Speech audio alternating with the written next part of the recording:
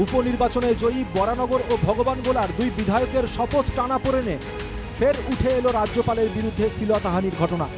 বুধবারের পর বৃহস্পতিবারও বিধানসভায় ধর্নায় বসেছেন সায়ন্তিকারা। রাজভবনে যেতে রাজি নন তারা। এ নিয়ে নবান্ন থেকে প্রতিক্রিয়া দিতে গিয়ে মুখ্যমন্ত্রী বলেন, ও রাজভবনে কেন সবাই যাবেন? রাজভবনে যা কীর্তি কেলেঙ্কারি ঘটছে তাতে মেয়েরা যেতে ভয় পাচ্ছে, আমার কাছে অভিযোগ জানিয়েছে।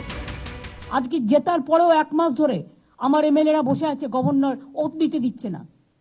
মানুষ সিলেক্ট করেছে, ওনার কি অধিকার আছে তাদের ওথ দিতে না দেওয়ার?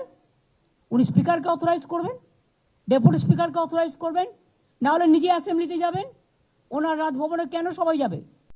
মুখ্যমন্ত্রী নিজেই রাজভবনে শপথ নিয়েছিলেন, ফলে ওনার এই ধরনের বাল্যখিল্য মত রাখার আগে ইতিহাসটাকে একটু দেখে নেওয়া ভালো।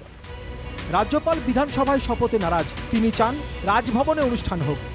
বুধবার 3:30 পর্যন্ত অপেক্ষার পর তিনি গেছেন দিল্লি, আর রাজ্যপালের অপেক্ষায় বিধানসভায় ধর্ণা দিচ্ছেন সায়ন্তিকারা।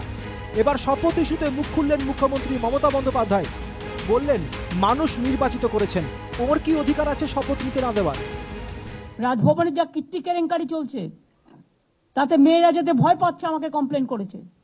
আর রাজভবনে যেতে ভয় পাচ্ছে, পশ্চিমবঙ্গের মানুষ তো রাজ্যেই থাকতে ভয় পাচ্ছে ওনার আমলে। তো সেক্ষেত্রে কি পশ্চিমবঙ্গের মানুষকে বাইরের রাজ্যে গিয়ে ধর্নায় বসতে হবে?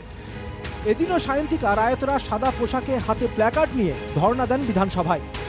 এদিন থেকে তারা বাবা সাহেব ডক্টর ভীমরাও আম্বেদকরের মূর্তির পাদদেশে ধর্ণা শুরু করেছেন। তাদের দাবি, তারা বিধানসভার সদস্য, কেন যাবেন রাজভবনে? কনস্টিটিউশনের ঊর্ধ্বে কেউ গেলে আমরা সেটা প্রতিবাদ করব এবং করছিও। Doctor B R. আম্বেদকরের কোটেশন নিয়ে বসেছি আমরা, যে আমাদের কিন্তু এখানে বসার কথা নয়।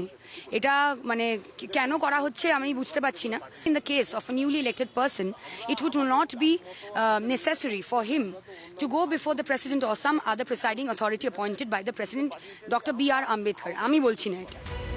রাজ্যপালের বিরুদ্ধে আইনি পদক্ষেপ নেওয়ার বিষয়েও চিন্তাভাবনা শুরু করেছেন স্পিকার বিমান বন্দ্যোপাধ্যায়।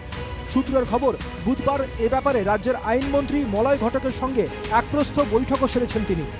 এর আগেও ধূপগুড়ি উপনির্বাচনে জয়ী নির্মল চন্দ্র রায়ের শপথ নিয়েও জটিলতা তৈরি হয়েছিল। শেষ পর্যন্ত নির্মল শপথ নিয়েছিলেন রাজভবনে। সায়ন্তিকাদের কি হয় সেটাই দেখার। Bureau report, NKTV Bangla.